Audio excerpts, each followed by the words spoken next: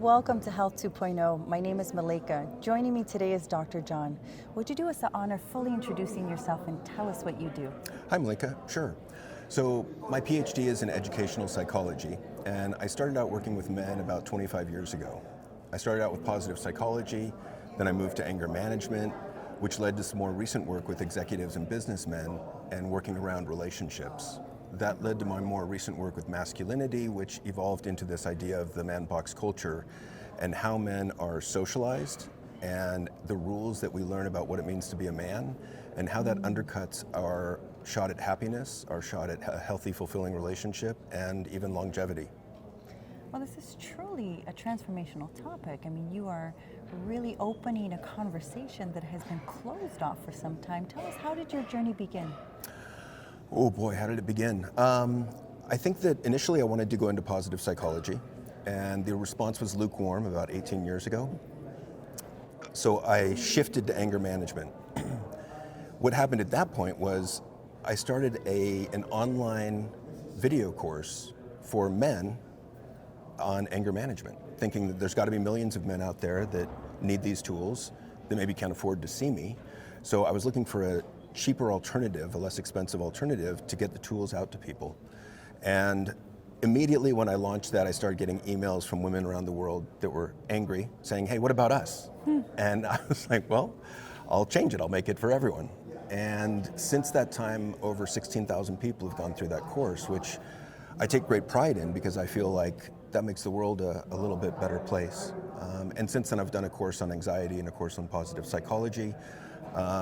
But it just feels to me like if we're going to change the world, we have to change the patriarchy. We have to change how men see themselves and improve their self-awareness so that we can even begin to do that task.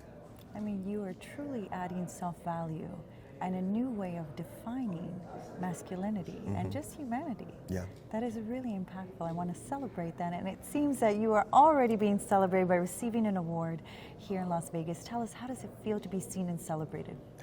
It's embarrassing. I love the speaking. I was kind of embarrassed to go up and get the award. But I was flattered at the same time.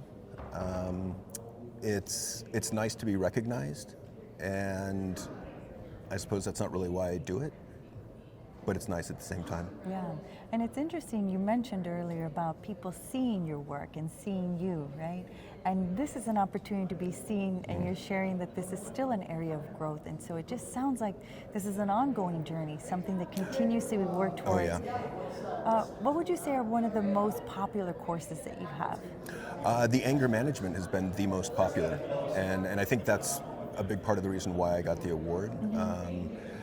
And again, I just feel like there's so many men out there, and women too, I suppose, that want and need these tools, but maybe are too embarrassed to seek out some assistance for these issues. And to me, it's human emotion, right? There's nothing wrong with it per se. It's just no one's ever taught us how to dial down the volume, the intensity, duration, and frequency of some of these uncomfortable emotions. Now, this may be an intimate question, but I wonder, was anger management something that you had to navigate as well? It's a great question, actually. So, interestingly, when Pixar was doing their movie Inside Out, I was asked to come in and consult with them around anger. And one of the things that they got right in that movie, based on neuroscience, is that we each have a signature or primary emotion. And so if I look back at my life, I think I've seen 4 that I've kind of evolved through. So the first one I think was sadness/depression. Second one was fear/anxiety. The third one was anger towards the end of my marriage, which, my wife at the time said, "You've got an anger problem." I said, okay, well, let me look at that. Let me do my work. I'll take responsibility for that.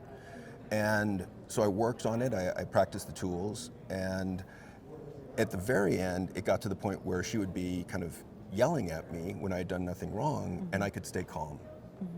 And then I was like, okay, I'm comfortable with that. And I think the final primary emotion that I'm at now is sort of contentment and happiness. What a journey. I want to celebrate your courage and vulnerability for just sharing your truth here in this space. Now, talk to us a little bit about your Health 2.0 conference experience. What has that been like so far? It's been fantastic, mainly because of the people that I've met here. People like yourself, people that are operating at the fringes of healthcare, like trying to expand the envelope, because I think that's so important. I think the healthcare system is broken to a large extent and needs some shaking up and needs some fixing. And there's been a lot of people here that are doing just that. And I appreciate the courage that they're showing. And yourself, right? For being a disruptor Yes. and showing up and talking about the things that sometimes were considered forbidden conversations. Even when I was up talking, I was like, oh my God, this is such a dicey topic. Well, thank you again for having that courage and the tenacity to allow yourself to be seen and grow in that space so that we can benefit from your truth and your genius wisdom sharing. Now, how can we stay connected with your company? We'd like to learn more. Where do we go? Sure. I've got a podcast called the Evolved Caveman Podcast. I've got a site called theevolvedcaveman.com. I've also got a site, 2 other sites, one with my fiancée, Jory Rose, called theultimaterelationship.com, and then the one I started it all out with is guidetoself.com.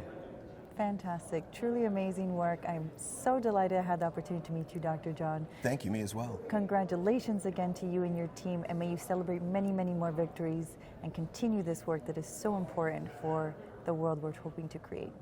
Thank you so much. My pleasure.